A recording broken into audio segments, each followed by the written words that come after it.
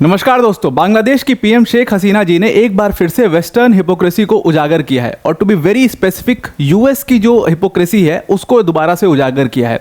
इस आर्टिकल से आपको ये समझ में आएगा कि किस तरीके से यूएस दूसरी कंट्रीज़ के अफेयर्स में टांग अड़ाता है, किस तरीके से वहाँ की पॉलिटिकल सिस्टम को छेड़ने की कोशिश करता है, वहाँ के पॉलिटिकल सिस्टम को कंट्रोल करने की कोशिश करता है, वहाँ की सरकारों को अपने कंट्रोल में लाने की कोशिश करता है। और सेम काम जो दूसरा पावर ब्लॉक है यानी कि चाइना का जो पावर ब्लॉक है वो भी सेम चीज़ें करता है। तो ये आर्टिकल उसका एक जीता जाता एग्जाम्पल है कि क्या होता है जियोपॉलिटिक्स में दो पावर ब्लॉक्स के बीच में। और इंडिया के ऊपर जो ये कंट्रीज इल्ज़ाम लगाती हैं, यूएस जैसी कंट्रीज, कि इंडिया में फ्री एंड फेयर इलेक्शंस नहीं होते, इस आर्टिकल से आपको समझ में आ जाएगा कि इंडिया में कितने फ्री एंड फेयर इलेक्शंस होते हैं और दूसरी कंट्री के इलेक्शंस पर इन वेस्टर्न पावर्स का कितना बड़ा कंट्रोल होता है। अब वहाँ की जो बांग्लादेश की पीएम है शेख हसीना, ये 2009 से लगातार पीएम बनी हुई हैं बांग्लादेश की। उन्होंने एक बहुत बड़ा रिविलेशन किया आज। उन्होंने एक प्रेस कॉन्फ्रेंस के दौरान बोलते बोलते उन्होंने एक बात बोली कि देखो, बांग्लादेश में जब जनवरी के अंदर में, अभी बांग्लादेश में जनवरी में इलेक्शंस हुए हैं और इस इलेक्शन में दोबारा से शेख हसीना जीती और 5वीं बार बांग्लादेश की प्राइम मिनिस्टर बनी है। उन्होंने कहा ठीक उस इलेक्शन से पहले, जनवरी वाले इलेक्शन से पहले मेरे पास एक वाइट मैन ने मुझे अप्रोच किया था। नाउ दिस वाइट मैन, उन्होंने ये टर्म यूज़ किया है, ना उन्होंने किसी कंट्री का नाम लिया इसमें, ना उन्होंने किसी पर्सन का नाम लिया इसमें। उन्होंने कहा है कि एक वाइट मैन मुझे अप्रोच करता है और वो मुझे ऑफ़र देता है कि आप अगर बिना किसी टेंशन से, बिना पैसे खर्च किए, बिना कुछ प्रॉब्लम उठाए हुए अगर आप दोबारा पावर में आना चाहती हैं, बांग्लादेश के पीएम बनना चाहती हैं, तो देखो पूरे इस बांग्लादेश के इलेक्शन को हम काफ़ी देर से स्क्रूटनी कर रहे हैं, काफ़ी कंट्रोल रखते हैं हम इस पूरे इलेक्शन के ऊपर, मीडिया के ऊपर हमारा काफ़ी कंट्रोल है, वेस्टर्न मीडिया के ऊपर हमारा काफ़ी कंट्रोल है, तो हम आपकी पूरी मदद करेंगे, शेख हसीना जी की पूरी मदद करेंगे दोबारा से उनको पीएम बनाने के लिए। लेकिन उसके बदले में आपको सिर्फ एक चीज़ करनी होगी, आपको अपनी बांग्लादेशी टेरिटरी के अंदर में जब आपकी सरकार बन जाएगी तो हमारे लिए एक एयरबेस अलाउ करना होगा। और ये बात यूएस ने कही थी, इसीलिए उन्होंने वाइट मैन टर्म यूज़ किया है। देखो, white man term by and large अगर आप देखोगे एशियन सब कॉन्टिनेंट में या सुपर एशियन सब कॉन्टिनेंट में, तो दो कंट्रीज़ के लिए यूज़ होता है।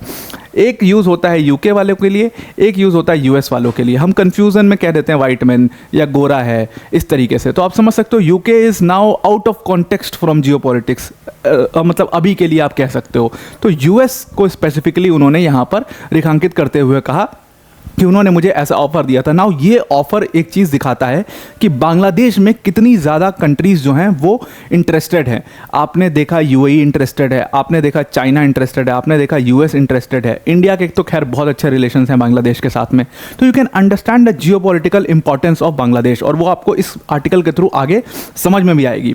अब ये पूरा जो बांग्लादेश की जियोपॉलिटिकल इंपॉर्टेंस है उसको समझने के लिए पहले आपको थोड़ा सा बांग्लादेश का पॉलिटिकल सिस्टम समझना पड़ेगा और उनके लीडर का स्टांस समझना पड़ेगा, फिर आपको पावर ब्लॉक समझ में आएंगे।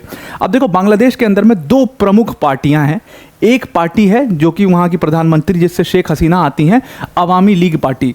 ये अवामी लीग पार्टी जो है, ये शेख मुजीबुर रहमान, जिन्होंने बांग्लादेश के जो फाउंडिंग फादर हैं शेख मुजीबुर रहमान, उन्हीं की पार्टी हुआ करती थी। अब उनकी बेटी शेख हसीना इस पार्टी को चलाती हैं, जिसका नाम अवामी लीग है। पिछले 5 बार से ये पार्टी पावर में है। दूसरी तरफ बिल्कुल नेक टू नेक फाइट जो होती है, जैसे इंडिया के अंदर में दो पार्टीज़ हैं, एनडीए और यूपीए एक टाइम पे हुआ करती थी, अब तो एनडीए और इंडिया अलायंस है। ठीक उसी तरीके से समझ लो आप, बांग्लादेश में ये दो पार्टीज़ हैं। दूसरी तरफ यहाँ पर खालिदा जिया दिख रही हैं आपको दूसरी तरफ, और इनकी पार्टी का नाम है बीएनपी। और ये बीएनपी भी काफ़ी स्ट्रॉन्ग पार्टी हुआ करती थी और खालिदा जिया भी 2009 के पहले वाले टर्म में वहाँ की बांग्लादेश की पीएम हुआ करती थी। तो ये दोनों पीएम्स के बीच में ये लड़ाई है, एक फॉर्मर पीएम, एक अभी जो पीएम है। तो अभी जितने भी इलेक्शंस हुए जो जनवरी के अंदर में, उन इलेक्शंस में क्या हुआ कि खालिदा जिया जो है उन्होंने उस इलेक्शन को बॉयकॉट कर दिया, कि उन्होंने कहा कि फ्री एंड फेयर इलेक्शंस नहीं हो रहे हैं।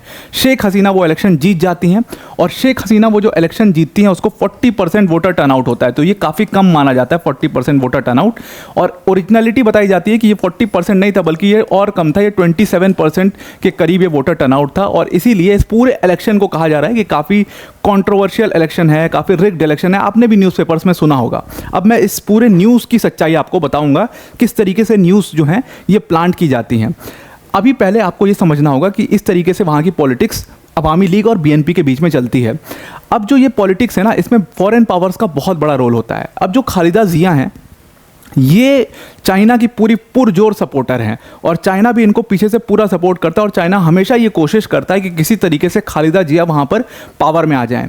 और इंडिया आउट कैंपेन जो कि बांग्लादेश में चला था, म्यांमार से भी पहले जो कि बांग्लादेश में चला था इंडिया आउट कैंपेन, जो कि ज़्यादा मीडिया कवरेज उसको नहीं मिला, वो खालिदा जिया ने ही चलाया था। तो ये पूरी तरीके से एक एंटी इंडिया लीडर हैं।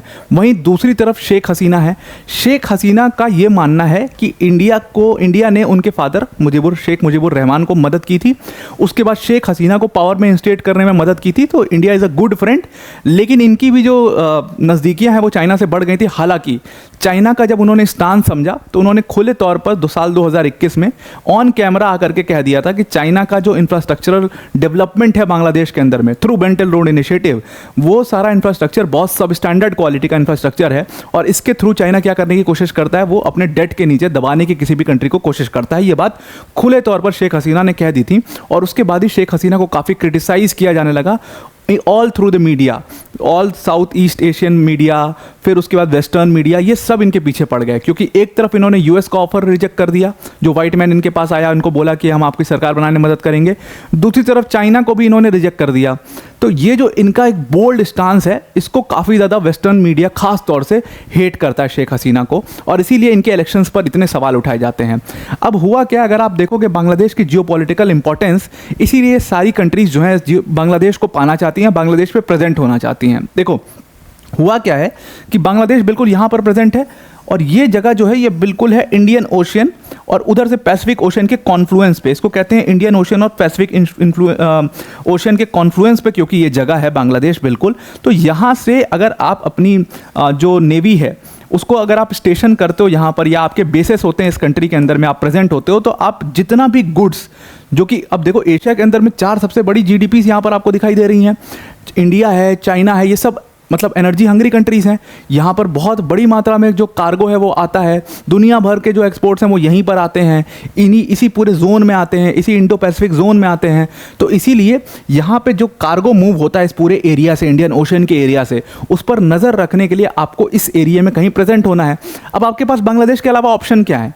आपके पास 2 ऑप्शन है। देखो बाकी जगह तो ऑलरेडी यूएस इज़ प्रेजेंट, लेकिन बांग्लादेश के अलावा आपके पास 2 जगह है। एक तो म्यांमार है इस कॉन्फ्लुएंस में प्रेजेंट होने के लिए, और दूसरा आपके पास एक इंपॉर्टेंट जगह श्रीलंका है। अब म्यांमार और श्रीलंका की दिक्कत क्या है? म्यांमार में सिविल वॉर चल रहा है, वहाँ की जो आर्मी है उसको मार मार के भगा रहे हैं, वहाँ के जो रिबेल्स हैं अरक्कान वाले, वो वहाँ पर उनको मार मार के भगा रहे हैं। तो वहाँ पर बहुत ज़्यादा अनरेस्ट है, पॉलिटिकल स्टेबिलिटी बिल्कुल भी नहीं है। तो इस कंट्री का कोई ठिकाना नहीं। अगर आप यहाँ पर पैसा इन्वेस्ट करते हो, अपने बेस बनाते हो, उन बेस का क्या ठिकाना, कोई उड़ा दे उनको। तो इसलिए Myanmar is not an option, इसको आप रूल आउट कर देंगे। दूसरा बचता है Sri Lanka. Sri Lanka already move toward China, और उसकी वजह से श्रीलंका में ज़बरदस्त डेट क्राइसिस है, तो इसको भी आप रूल आउट कर दो। वहाँ पर भी पॉलिटिकल स्टेबिलिटी बिल्कुल भी नहीं है, कोई भी कभी भी पावर में आ सकता है। तो बचा कौन? बांग्लादेश। 5 टर्म से 1 पीएम है यहाँ पर, पॉलिटिकल स्टेबिलिटी ज़बरदस्त है। आपको सिंपली यहाँ पर जाना है, उस पीएम का सपोर्ट लेना है, और उसके बाद आप बांग्लादेश में प्रेजेंट हो जाओगे। इसीलिए शेख हसीना को ये ऑफ़र दिया गया था, क्योंकि खालिदा जिया को तो वैसे भी नहीं दे सकते थे ये ऑफ़र, बिकॉज खालिदा जिया जो हैं वो पूरी तरीके से अलाइंड हैं चाइना के साथ में। तो बचती कौन है? शेख हसीना। इसीलिए शेख हसीना को यूएस द्वारा अप्रोच किया गया था, हालांकि उन्होंने उसको रिजेक्ट कर दिया उस ऑफ़र को। एक बार और यूएस जो है शेख हसीना के पास अप्रोच कर चुका है। 2001 में शेख हसीना को यूएस ने ऑफ़र दिया था कि आप जो अपनी कंट्री का गैस है वो यूएस को बेच दीजिए, और उस बार भी शेख हसीना ने यूएस को रिजेक्ट कर दिया था। तो जो शेख हसीना की ये बोल्डनेस है, इससे बहुत बड़ी प्रॉब्लम रहती है यूएस पावर ब्लॉक को पूरा। और इसीलिए आप देखोगे ऐसे ऐसे आर्टिकल्स न्यूज़ में आते हैं, जहां पर इस आर्टिकल में सीधा सीधा लिखा हुआ है कि जो शेख हसीना का इलेक्शन है उसमें सिर्फ 40% वोटर टर्नआउट हुआ, लेकिन वो वोटर टर्नआउट और ज़्यादा कम था, और वो सिर्फ 27% था। ये पूरी तरीके से रिग्ड इलेक्शंस हैं। और ये सिर्फ एक न्यूज़पेपर नहीं, बल्कि दोनों तरफ के न्यूज़पेपर मैं आपको दिखा रहा हूँ। अल जजीरा ने क्या लिखा हुआ है? Amidst turnout controversy. Now you can understand, ये जो न्यूज़पेपर्स हैं ये एक तरीके से पूरी तरीके से प्रोपोगेंडा को चलाते हैं, और आप वो प्रोपोगेंडा साफ देख सकते हो। शेख हसीना ने चुनाव जीता, भाई लोगों ने ही तो वोट दिया है, और वो चुनाव जीतने के बाद भी उनको ये बोला जा रहा है कि कंट्रोवर्शियल इलेक्शन था, फ्री एंड फेयर इलेक्शन नहीं था। बीएनपी ने जो है कि बॉयकॉट कर दिया था इलेक्शन। तो बीएनपी ने तो इलेक्शन पहले ही बॉयकॉट कर दिया था, और बीएनपी के तो इश्यूज दूसरे थे बॉयकॉट करने के। ये इलेक्शन रिजल्ट्स के बाद आपका ये कहना, ये तो कुछ जायज़ नहीं है। दूसरी तरफ आप देखो, बीबीसी ने भी यहाँ पर छापा है, wins 4th term in controversial vote. Now ये जो कंट्रोवर्शियल वोट, ये जो शब्द हैं कंट्रोवर्सी, कंट्रोवर्शियल वोट, ये लोग यूज़ करके आपके दिमाग में एक प्रोपोगेंडा फीड करते हैं, ताकि आप उस कंट्री को निगलेक्ट करना शुरू कर दो। और ये बहुत ज़्यादा होता है, ये इंडिया के केस में अभी हो रहा है। तो और ये सिर्फ इंडिया टारगेट नहीं होता है, देखो जो भी कंट्री बोल्ड मूव लेती है इन वेस्टर्न पावर से खिलाफ उसको ये लोग टारगेट करते हैं। तो आई होप आपको ये पूरा आर्टिकल समझ में आ गया होगा, शेख हसीना जी क्या कहने की कोशिश कर रही थी वो समझ में आ गया होगा, और बांग्लादेश की और Indian ocean Indo Pacific region की जो जियो पॉलिटिक्स है, किस तरीके से उसमें पावर स्ट्रगल होता है चाइना और यूएसए के बीच में, वो भी आपको समझ में आ गया होगा। वीडियो को एंड करने से पहले एक छोटी सी अनाउंसमेंट है अनअकैडमी टीम की तरफ से, दैट अनअकैडमी टीम ने इस बार का जो यूपीएससी सीएससी का 2023 का रिजल्ट आया उसमें 300 से भी ज़्यादा सिलेक्शंस दिए थे, जिसमें हमारे all India rank Aditya Srivastava sir भी हमारे ऑनलाइन प्लेटफॉर्म के लर्नर थे। तो you can understand the quality which Unacademy gives you. Now जो ये हमारी सक्सेस थी अनअकैडमी टीम की, उसको हम अकेले सेलिब्रेट नहीं करना चाहते हैं, बल्कि अपनी वर्ल्ड अफेयर्स की ऑडियंस के साथ मिल करके सेलिब्रेट करना चाहते हैं। और इसीलिए जिस यूपीएससी सीएससी के प्रिपरेशन में आपके 1 लाख 1.5 लाख 2 लाख रुपए लग जाते हैं, उसमें हमने बिगेस्ट एवर प्राइस ड्रॉप किया है और उसकी कोर्स फीस को हमने सिर्फ कर दिया 24,999। अब ये इस प्राइस में आपको क्वालिटी एजुकेशन मिलेगा, और जो इंडिया के टॉप एजुकेटर्स हैं like Prateek sir, Mrinal sir, Sudarshan sir जैसी फैकल्टीज़ आपको इस पूरे कोर्स में पढ़ा रही होंगी। 15th मंथ का ये कोर्स होगा। सिंपली आपको क्या करना है, डिस्क्रिप्शन में हमने लिंक दिया, उस लिंक पर जा करके जहाँ पर यूज़ कोड का ऑप्शन आएगा वहाँ पर आपको टाइप करना है APYT10 और उसके बाद आप कोर्स को परचेज कर सकते हो। तो आई होप आपको ये पूरा आर्टिकल वेस्टर्न हिपोक्रेसी, यूएस की खास तौर से हिपोक्रेसी समझ में आ गई होगी। आज के लिए इतना ही। Thank you and have a nice day.